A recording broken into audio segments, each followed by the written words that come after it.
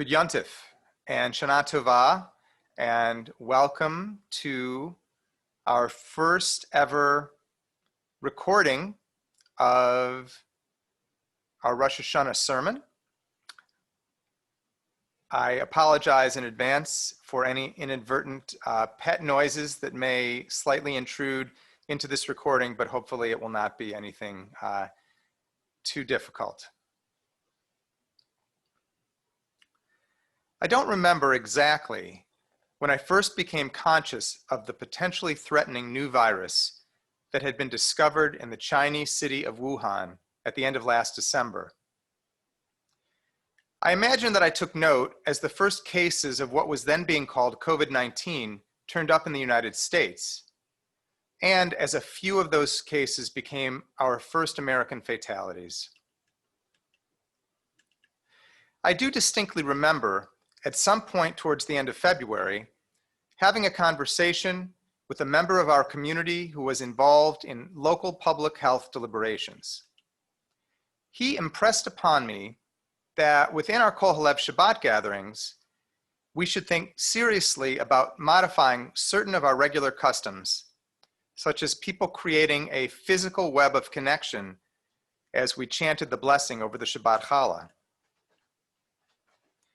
Some of you may remember that on the first Shabbat of March, I even made an announcement at the end of the service that we would not be engaging in that ritual for the foreseeable future, along with a strong suggestion that those in attendance refrain from our typical physically more proximate greetings of hugs and handshakes. At that point, I imagined, along with perhaps many of you, that placing this boundary around physical contact would be the main adaptation we would need to make in our community as we weathered the presence of the virus and anticipated returning to our usual customs within a couple of months. But things were about to change much faster than most of us had anticipated. 2 days later was Erev Purim, and I was busy finalizing plans for our annual Megillah reading, making sure I had a reasonable costume, and planning to help put together the gift bags, or mishloach manot, that would be given out or sent out to each member of our community that evening. This was also the day that news broke of the first 3 cases of COVID-19 being confirmed in Ohio, with all 3 identified as residents of Cuyahoga County. And one of them, it turned out, was a local Jewish professional whose exposure was being linked to attendance at a conference in Washington, D.C. the week prior, a conference at which I, too, had been present. While there had been a large contingent of Clevelanders at the conference, there was only one person that I had spent any significant amount of time with, and I knew I had to reach out to him to find out what he knew about this situation. I first sent a text and got no response, and I followed up with a phone call 20 minutes later that went straight to his voicemail. I left a message asking him to get in touch with me as soon as possible if he had any information about the infected individual. About 10 minutes prior to the start of our community Purim celebration, I heard my phone ring. I recognized that number as belonging to the person I had been trying to reach, so I found an out-of-the-way corner of the school building and answered the call. The conversation was short and direct. He informed me that he was, in fact, the person who was diagnosed with the virus, and that I needed to leave our Purim celebration immediately and head home to begin my quarantine period. I have never been so grateful to be associated with a community in which there are members who are willing and able to step into leadership roles with absolutely no warning, and a community that is able to be flexible and empathic. As I was completing the 2-week period of isolation, I was finally able to get tested. And to my own and my family's great relief, as well as the many Kohalev members with whom I had had contact during the week prior, I received confirmation that I had not contracted COVID. However, by that time, the world had changed completely.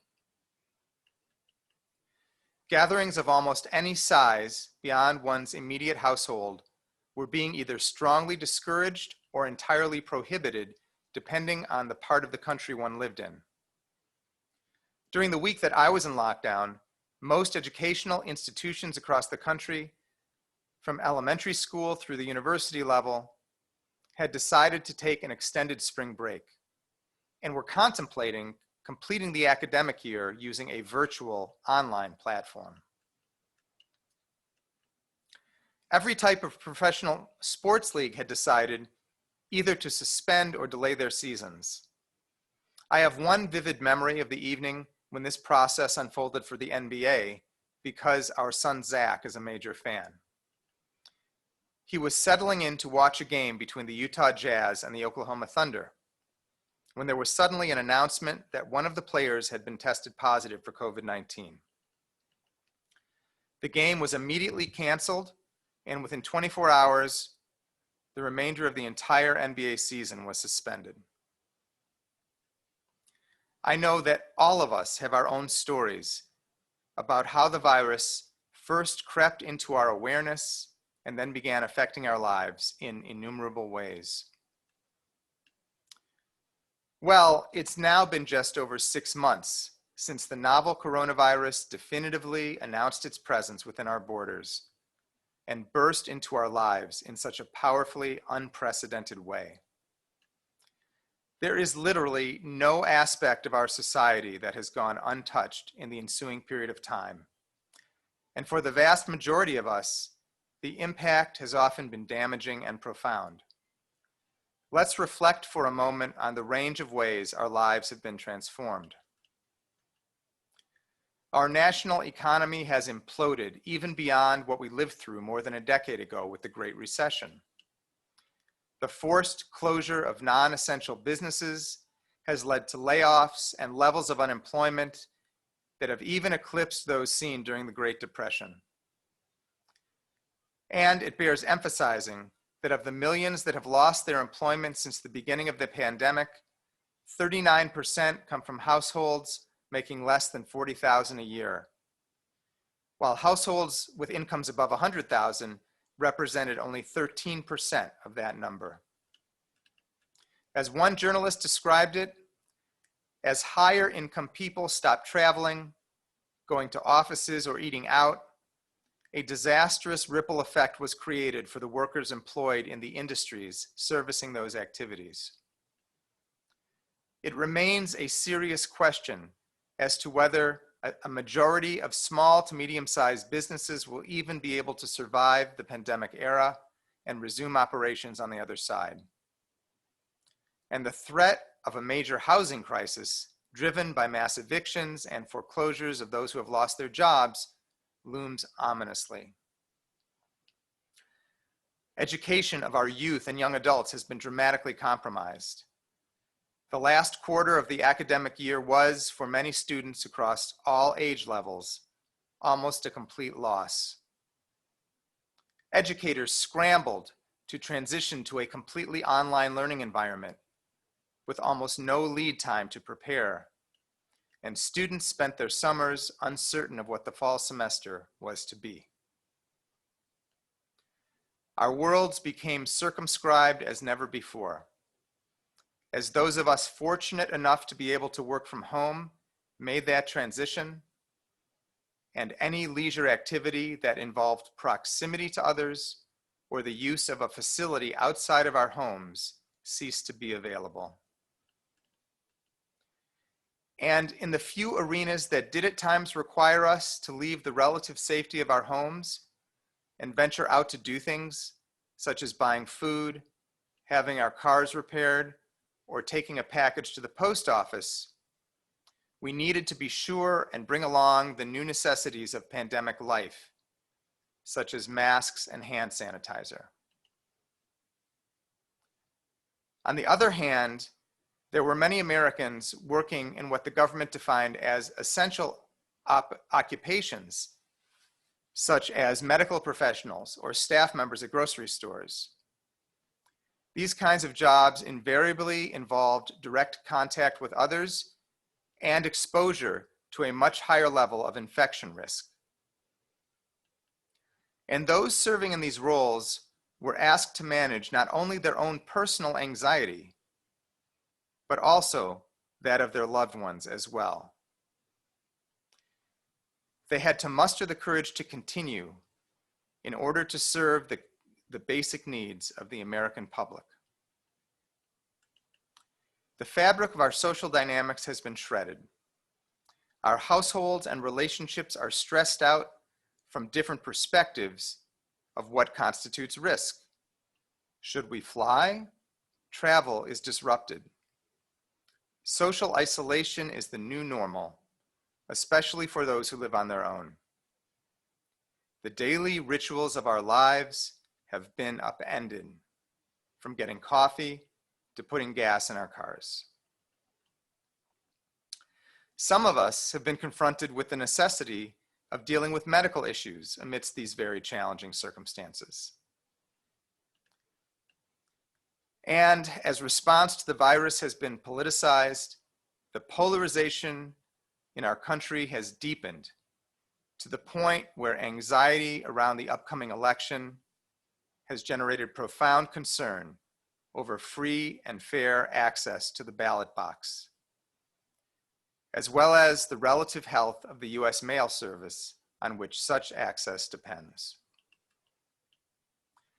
And perhaps the most cruel impact of the pandemic has been the necessity of having to negotiate losses of loved ones, engaging in mourning and receiving comfort, all from a distance. Even as we contend in a literal, physical sense with the presence of this virulent new disease in our world, we are simultaneously grappling with its overarching psychic impact in our lives, which can be rendered with the same term, disease, broken into its component parts, dis-ease. It has indeed made us feel uneasy, off balance, uncomfortable. And yet, the supposed root of that discomfort, as it has been frequently articulated, may be surprisingly misleading. Among all of the words most commonly associated with this sense of dis-ease during the pandemic is the word uncertainty. Countless numbers of people have spoken and written about the way in which the virus has injected uncertainty into every conversation and every arena of our lives. Of course, none of us really need to hear this from official authorities because we all feel it very clearly and deeply in our own lives. The premise and implication of this pervasive focus on uncertainty is that it is a problem that we'll have to live with until there is finally a widely available vaccine or until the virus burns itself out, after which we will happily have the chance to return to our more familiar, more comforting, and much less uncertain patterns of living. But what if this angle on the relationship between the virus and uncertainty is fundamentally mistaken?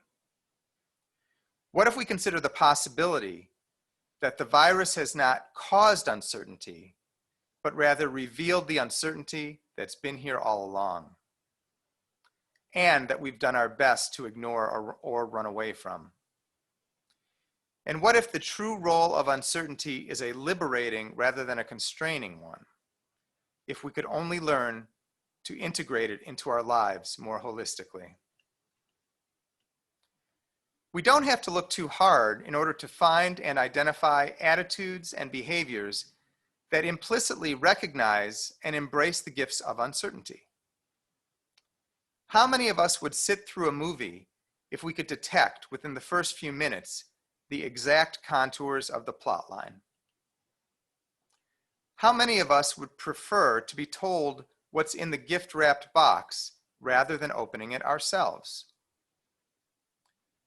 In a more serious political context, how many of us would want to live under a regime that embodied a maximum sense of certainty, given how easily and imperceptibly that characteristic can veer towards and evolve into tyranny and repression?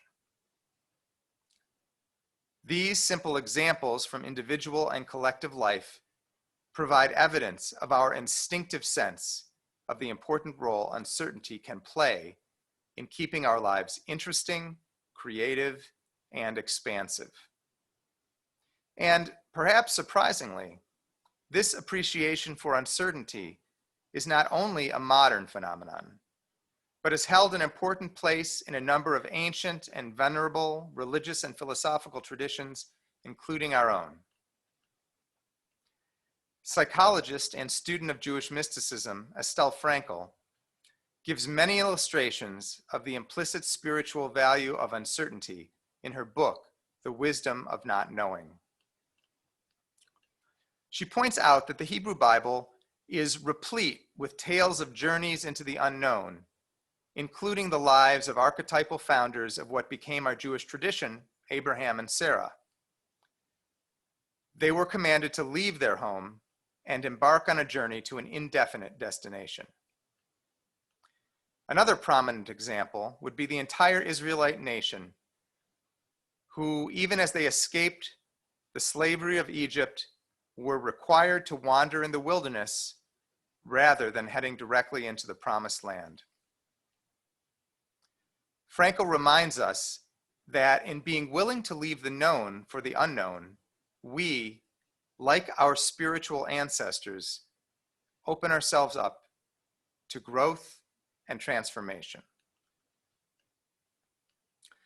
Frankel acknowledges, though, that we often have an uneasy relationship with uncertainty. She writes that despite the potential richness that contact with the unknown provides, most of us fear and resist it.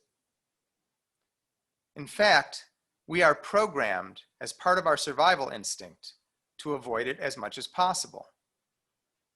As adults, she continues, many of us prefer to stick with familiar ideas, patterns, relationships, circumstances, rather than venture out of our comfort zones, even when we are extremely uncomfortable where we are.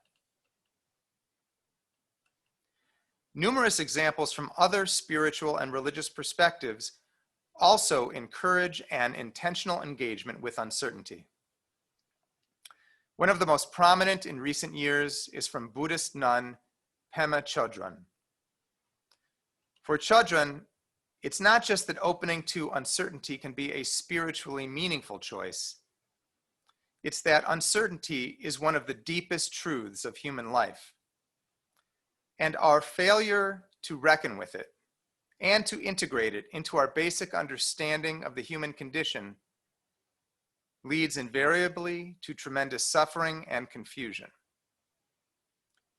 But like Estelle Frankel, Chodron recognizes the powerful forces in our lives that pull us away from confronting this foundational dimension of our being. She writes that, as human beings, we share a tendency to scramble for certainty whenever we realize that everything around us is in flux.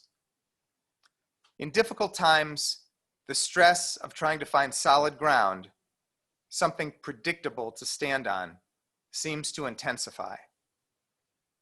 But in truth, the very nature of our existence is forever in flux. Everything keeps changing, whether we're aware of it or not. These teachings on the pervasiveness and potential generativity of uncertainty are critical for us to hear and consider at this moment. If we succumb to what one member of our community has referred to as the seductive illusion of stability, we will both cut ourselves off from the deepest sources of our spiritual growth and set ourselves up for having the rug pulled out from under us when the challenging times invariably arrive in our lives. Underneath the fear that we typically feel in the face of uncertainty, these teachers and others remind us that there is tremendous energy for personal transformation and growth if we can learn to harness it and if we can learn to tease out the gifts it contains. We often mistake worry about the future as a problem foisted upon us by an uncertain present. But in truth, engaging in worry is actually the mirror image of allowing ourselves to slip into the fantasy that we are firmly in control. In fact, both worry and the sense of certainty or control move us into an imagined future and take our focus away from the power and possibilities of the present moment. One of the most transformative gifts of uncertainty is the greater access to gratitude that it affords us. We are able to pay more attention to the present as we are forced to release our attachment to the range of possible futures we can imagine, be they positive or negative. Some of us have had this experience on an individual level when we or a loved one has had a close brush with catastrophe. This kind of experience can often give us a booster shot of gratitude, at least in the short term. We are reminded in such moments of the inherent uncertainty of our lives, that we cannot take anything for granted precisely because nothing is granted. Everything is contingent. This is clearly not an easy or comfortable awareness to cultivate, but it is one powerful way to live our lives with more depth, appreciation, and vitality. The appearance of the novel coronavirus has had a very similar impact on our world as one of those near misses might have on each one of us. It has brought to us collectively and individually a wide range of difficult challenges. But let us take care not to misjudge and proclaim every dimension of its influence as a curse or a threat. Let us work to discern the ways in which our lives have been deepened even as we have struggled. Let us acknowledge the greater awareness of our mutual interdependence, even as we remain physically distanced from one another.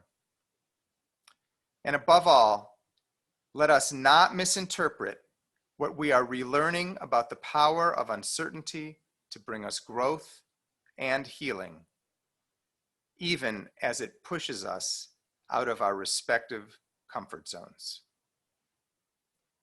May this coming year be one of connection, courage, hope, and open-heartedness. Ken Yehi Ratzon, Shana Tova, Good Yontif.